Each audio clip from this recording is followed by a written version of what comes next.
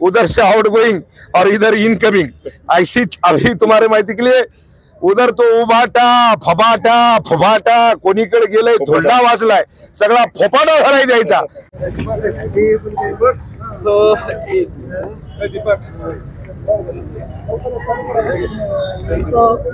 भाऊ, शिवसेनेमध्ये एक मोठा पक्षप्रवेश सोहळा पार पडलाय। खासदार हेमंत भाऊ आणि तुमच्या नेतृत्वात हा सोहळा झालेला आहे। काय हा पक्षप्रवेश आहे? तुम्ही बघितला असेल, अनेक दिवसापासून शिवसेनेमध्ये आपले उभाटा गटाचे, काँग्रेसचे, काही राष्ट्रवादी राहिलेल्या राष्ट्रवादीचे, प्रहारचे, वंचितचे अनेक कार्यकर्ते शिवसेनेमध्ये जाहीर प्रवेश करत आहेत।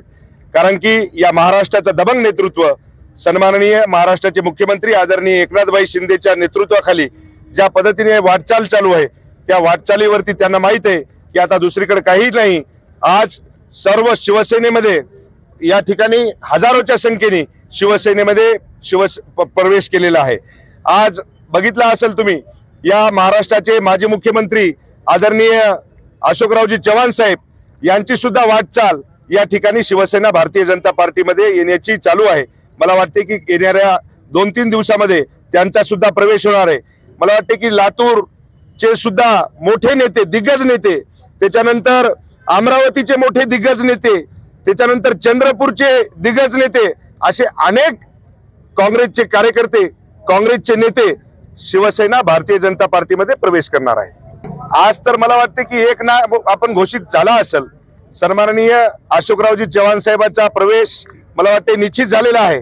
आणि या 8 दिवसामध्ये एवढा मोठा स्फोट होऊन जाईल की मला तरी वाटते की काँग्रेस संपुष्टात, काँग्रेस राहणारच नाही।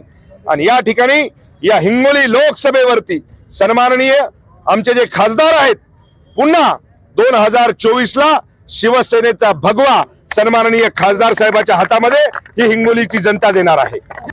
अहो, एक ध्यानात ठेवा, तुम्ही बघितलं असेल, तुम्ही तुमच्या मीडियाच्या माध्यमातून, सोशल मीडियाच्या माध्यमातून तुम्ही बघताय, रोज एकही दिवस खाली नाही की असा एखादा दिवस मला तुम्ही सांगा या महिन्याभरातला की शिवसेनेमध्ये पूर्ण इनकमिंग चालू है।